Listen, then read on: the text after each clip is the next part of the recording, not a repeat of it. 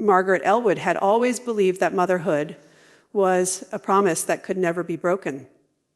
When she was 23, holding her newborn son for the first time, she swore silently to herself that she would never allow him to feel the loneliness she had felt as a child. She came from a home where her own mother rarely spoke her name with affection, and her father was a distant figure behind newspapers and silence. Daniel, her son, was meant to be the beginning of a new story, a life written with love instead of neglect. For 30 years, she built her days around him, bending her own dreams into the shape of his needs until she no longer remembered what she might have wanted for herself.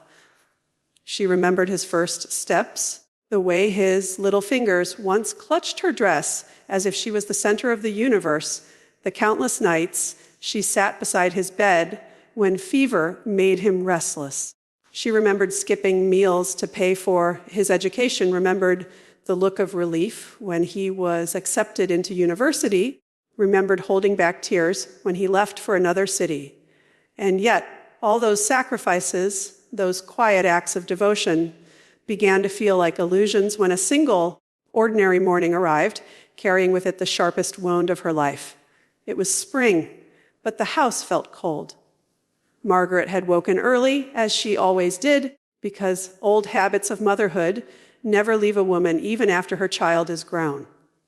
She brewed tea, the same way she used to when Daniel still lived with her. Though he had moved out nearly a decade ago, she still set 2 cups on the table, not because she expected him to arrive, but because rituals are sometimes more faithful companions than people. That morning, she decided to call him. She wanted to ask how he was doing, to hear his voice, to feel, even for a moment, that the bond between them had not frayed with time. The phone rang longer than usual, and for a moment she thought he wouldn't pick up. When he finally did, his voice was hurried, distracted, the kind of tone a person uses when they are already halfway into another conversation. She tried not to let it sting. She asked him how his work was going, whether he was eating properly, whether he was still planning to visit her on Sunday. And then, almost by accident, she asked a simple question, something ordinary. "Do you remember?" She said, laughing softly, "How you used to call me by that little nickname when you were 5. You could never pronounce Margaret, so you called me." She waited for him to finish her sentence, to laugh with her at the memory. Instead, there was silence, and then Daniel said something that pierced her like glass. He chuckled awkwardly and said, "What was it again, your name?" "Sorry, it's on the tip of my tongue." For a moment, Margaret thought she had misheard. The world around her seemed to slow, as if sound itself had been muted. She gripped the phone tighter, her knuckles whitening, while her heart began to pound in her chest. "My name," she repeated quietly, almost whispering, as though the words themselves might break her if spoken too loudly. "Yes," he replied, still laughing lightly as though it was nothing serious. "I mean, I know it, of course, but it just slipped. Don't take it personally, Mom. I've been so stressed lately." She forced a smile, even though he could not see it. She said nothing for a while, only listening to his voice move on to another subject, another part of his life where she no longer existed. He was talking about a project, about his colleagues, about plans for the weekend with friends. He did not notice the tremor in her silence, nor the way her breathing faltered. When he finally said goodbye, promising vaguely to call again soon, she sat at the table staring at the second teacup, untouched and growing colder by the minute. The sound of his words replayed in her mind with cruel precision. He had forgotten her name. Not the way a stranger forgets, not the way an acquaintance searches their memory for a detail that was never important, but the way a son forgets the very foundation of his own life. A mother's name is supposed to be the first word a child learns to speak, the one that never fades, even when everything else is lost. For Daniel to stumble, to laugh, to treat it as though it were unimportant, It was not simply forgetfulness. To Margaret, it was erasure. She rose slowly from the chair, her legs trembling. The house felt heavier than it had in years, every corner whispering of the life she had given him. The living room walls still carried framed photographs of his childhood, frozen smiles that now mocked her. The hallway closet still stored the little sweater she could never bring herself to throw away, though it was far too small to mean anything now. In the bedroom drawer, she kept the letters he had once written from summer camp, words filled with affection, scribbled with messy handwriting that had once made her heart ache with joy. And yet, all those tokens, all those memories, seemed to collapse into nothingness under the weight of that single moment. She sat on the edge of her bed, her eyes staring at the floor. "How could you forget my name?" she whispered aloud, though no one was there to answer. "I gave you everything. I gave you my life." The sound of her own voice startled her. She rarely spoke to herself, but in that moment it felt like she was the only one left who remembered she existed. For hours she stayed in that room, lost in a fog of disbelief and sorrow. She thought of her own mother, who had once told her that children grow up to forget their parents, that no amount of sacrifice could keep them tethered forever. She had dismissed it then, had believed her love was stronger than neglect, that Daniel would never turn out to be distant. But perhaps her mother had been right. Perhaps forgetting was inevitable. By evening, she felt something hardening inside her grief. It was not simply sadness anymore. It was a sense of betrayal. To be forgotten by her child was worse than death. Death at least was natural, unavoidable. But to be erased from memory while still alive, it was a cruelty she had never imagined. She pressed her hand against her chest, feeling her heart beat as though to reassure herself that she still existed. But existence without remembrance felt hollow, like a shadow cast with no light to give it shape. That night, she could not sleep. She lay awake listening to the creaks of the old house, the distant hum of passing cars, the echo of silence filling the rooms. She imagined Daniel's life continuing without her, filled with friends, colleagues, laughter, and plans that no longer included her name. She pictured him sitting at dinner with people she had never met, speaking of his world without once mentioning the woman who had built it for him.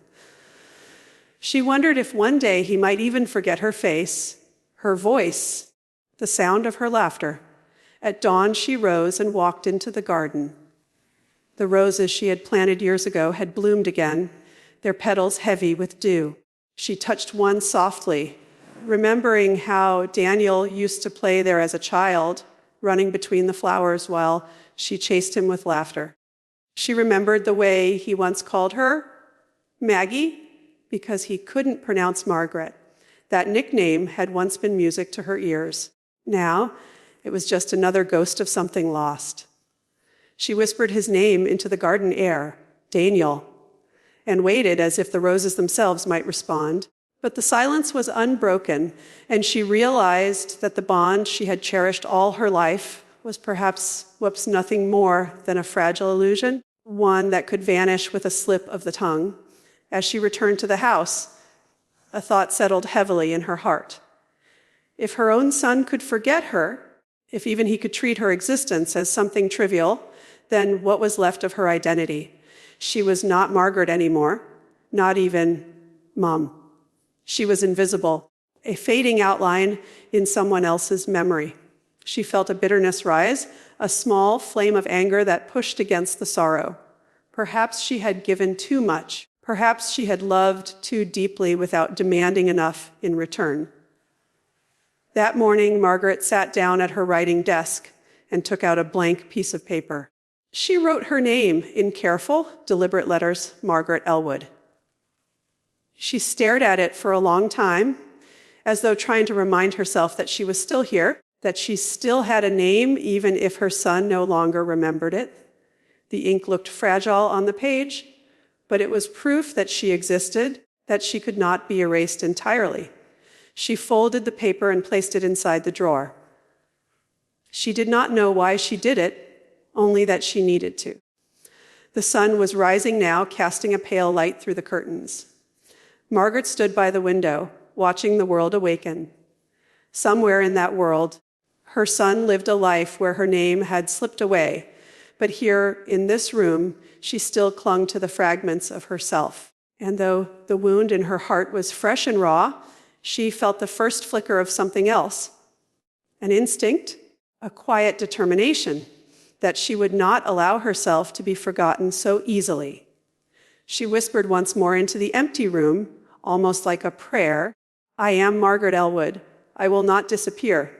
When Margaret first decided to draft her will, it was not because she was ready to leave this world, but because she wanted to ensure that whatever she had built, however small, however modest, would remain meaningful when she was gone. For years, she had put aside pieces of her life into savings accounts, small investments, and the careful tending of her modest home. It was not wealth in the grand sense, but it was hers. It was the fruit of endless sacrifice, the kind of quiet labor no one applauds, but which carries dignity all the same. She thought of Daniel while considering it all. She imagined that when she was no longer here, at least he would know she had been. That even if her presence faded from his memory, her care would echo in the inheritance she left him. It was in her mind an invisible thread that might pull his thoughts back to her, even if only for a moment. Lawrence Whitmore had been her lawyer for over 15 years. He was a tall, polished man with silver hair and a habit of smiling as though nothing in life ever truly touched him. He had managed small matters for her in the past: property papers, insurance adjustments, and the occasional legal advice. He had always been efficient, professional, and calm. Margaret trusted him not because of any great affection, but because he had never given her a reason not to. And trust for her was no small thing. So when she walked into his office with the idea of writing her will, she carried with her the fragile hope that in these papers, at least, her name would be preserved. The office smelled faintly of polished wood and old books. The blinds were half drawn, letting slanted sunlight cut across the leather chairs. Margaret sat nervously, smoothing her skirt, her hands restless on her lap. Lawrence entered with his usual composure, carrying a folder and a polite smile. "Margaret," he said warmly, "always a pleasure. Now, you mentioned on the phone you're ready to draft your will?" "Yes," she replied softly. "I think it's time. I want to make sure things are in order. I want to be clear." "Of course," he said, pulling out forms and his pen. "That's what I'm here for. Let's begin with the basics." She told him about her house, the modest savings, the few investments she had managed. She explained how she wanted the house left to Daniel, along with her savings. She gave careful detail, speaking slowly, as though each word might carry a piece of her heart. Lawrence nodded, scribbling, asking brief questions, and filling in the blanks with the efficiency of a man who had done this 1,000 times before. For Margaret, however, every line was an act of remembering herself, of putting her life on paper. It was not until the next week, when she returned to review the draft, that her fragile trust cracked. Lawrence greeted her as usual, ushered her into his office, and placed the document before her. She sat down, adjusted her glasses, and began to read. The opening words struck her like ice. "In the matter of the last will and testament of Client Exa," she blinked, certain she was mistaken.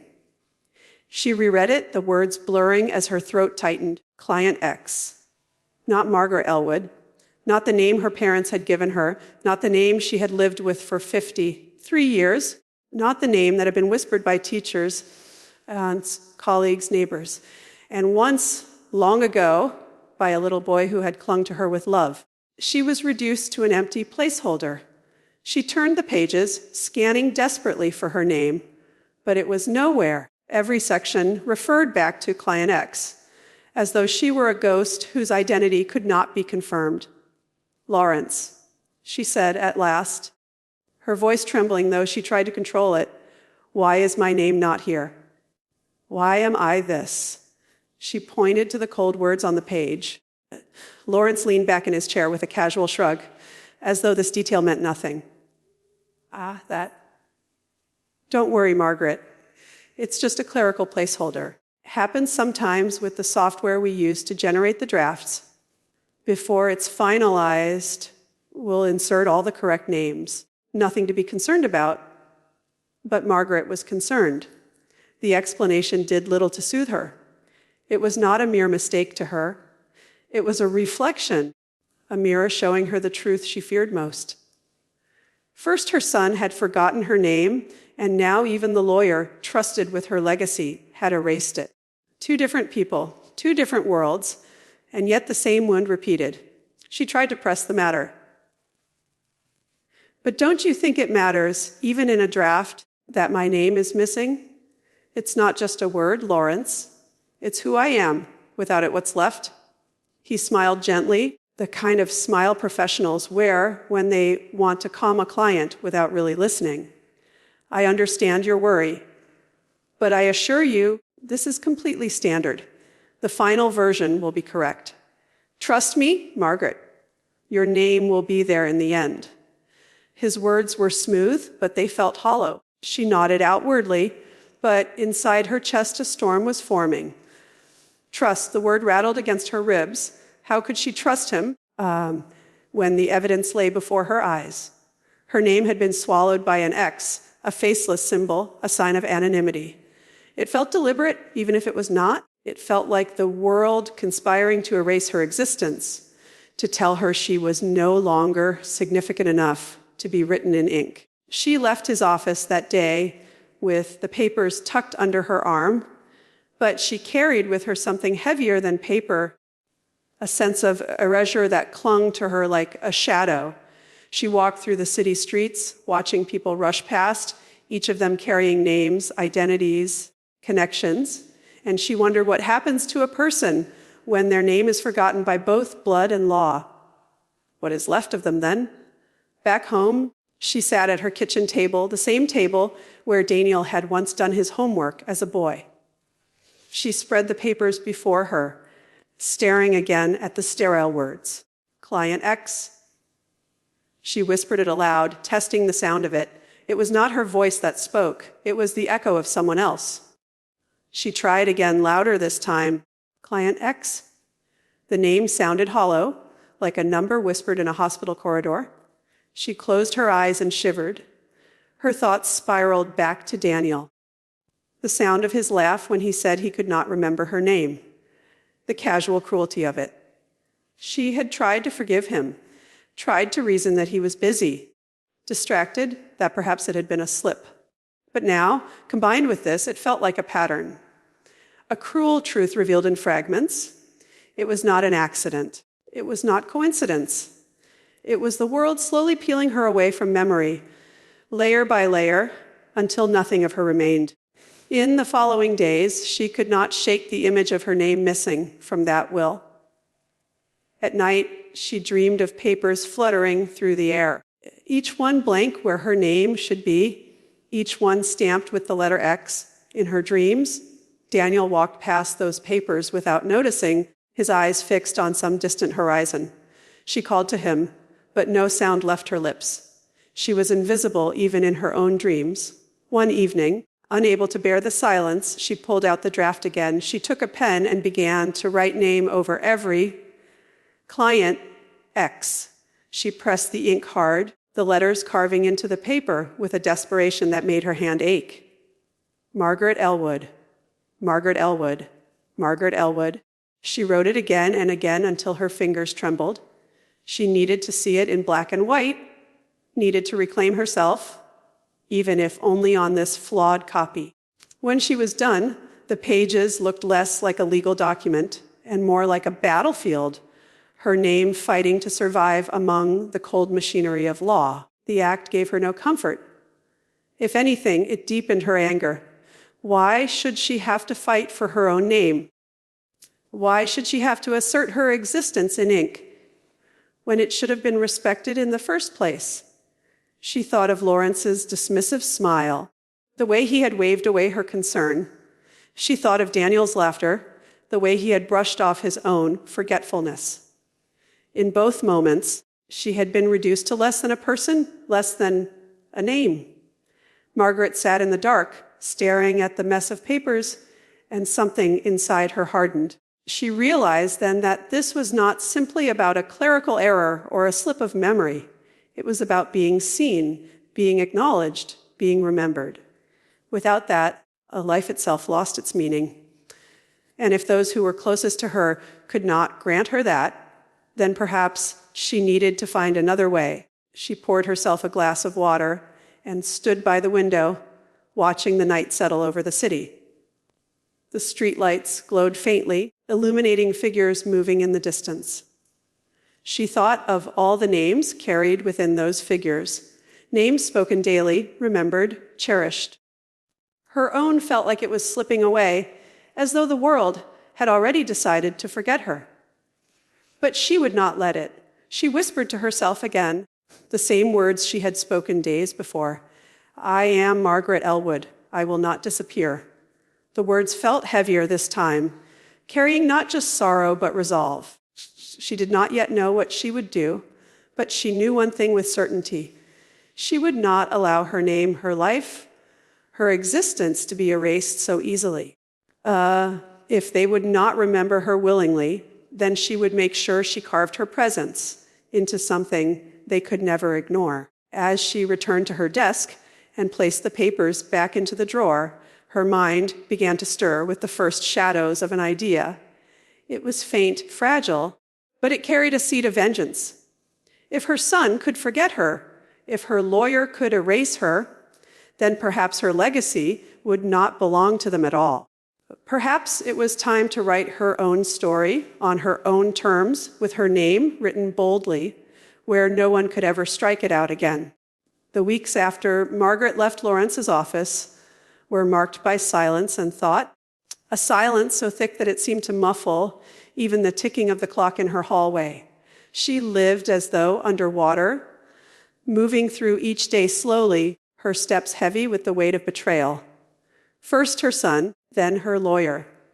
Two men who should have represented the very pillars of love and trust had stripped her of her identity, reducing her name to an afterthought, or worse, to nothing at all. For some people, the world crumbles with a single blow, but for Margaret, the crumbling came as a series of cracks, each one widening until she could feel herself falling through them. Yet inside that fall, something new was forming, a resolve that glowed faintly at first, but soon sharpened into steel. She began to observe life with new eyes. On her morning walks, she noticed the names carved into gravestones at the nearby cemetery. Each stone, no matter how humble, carried the dignity of identity, a name, a date, a confirmation that the person had lived and mattered. Even in death, these people had something she feared she would be denied. She paused once before a small stone, worn down by rain and time, but still bearing the words, beloved mother. The name beneath it was nearly illegible, yet it had not been erased. She whispered to herself, even the dead keep their names. Why should I lose mine while alive? The bitterness grew roots. She replayed Daniel's laugh in her head, the careless way he had treated her identity as though it were a misplaced key. She thought of Lawrence's dismissive smile, his hand waving away her pain, as though she were merely overreacting. Their casualness cut deeper than cruelty. It was the indifference that destroyed her. Indifference makes the victim question their own worth. But Margaret had reached a point where the questions ended. She would not ask anymore. She would act. Her plan began not with rage, but with precision. Margaret knew enough of the world to understand that vengeance wrapped in chaos only destroys the avenger. She wanted something lasting, something that would echo beyond her death. If she could not be remembered by the people closest to her, then she would carve her name into the lives of strangers who could never erase her. Her will, once meant as a simple transfer of possessions to her son, would become the foundation of her revenge and her redemption. She sought out another lawyer, a woman named Eliza Sterling. Eliza was younger than Lawrence, sharp-eyed, with an air of determination that Margaret recognized immediately. From the moment she stepped into her office, Margaret felt something she had not felt in months, that she was being listened to. Eliza did not smile dismissively. She did not wave off concerns. She leaned forward, pen poised, eyes focused, and said simply, "Tell me what you want." And Margaret told her everything. She spoke not just of her assets, but of her fears, her betrayals, her need for her name to live beyond the forgetfulness of her son and the negligence of her former lawyer. Eliza took it all in without judgment, only nodding at intervals, her pen moving with deliberate care. "So you don't want your estate left to your son?" she asked at last. Margaret's lips trembled, not with uncertainty, but with the finality of her answer. "No, not to him. He has already lost me. He will learn what it means to lose everything else." Instead, Margaret outlined a plan that astonished even herself as she spoke it. Her savings would go to orphanages, to children who, unlike Daniel, had never known the comfort of a mother's love. Her house would be donated to a shelter for women abandoned by their families, women who had felt the same invisibility she now bore. Her modest investments would be left to a foundation in her name, funding scholarships for young women who dreamed of education but lacked support. Every clause, every line, carried her name written firmly, not hidden behind an X, not erased by laughter. This time, the ink would remember her. Eliza listened intently, then leaned back with a faint smile, not of dismissal, but of respect. "It's bold," she said. "Are you certain you understand what it will mean for your son when the time comes?" Margaret's eyes, usually clouded with sorrow, now burned with clarity. "I am certain. Let him live with the knowledge that he forgot me when I was alive, and because of that, he is forgotten in my death." The papers were drafted carefully, each page reviewed with meticulous attention.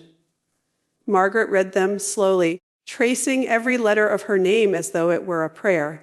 When at last she signed the final page, she felt a surge of power she had not known in years.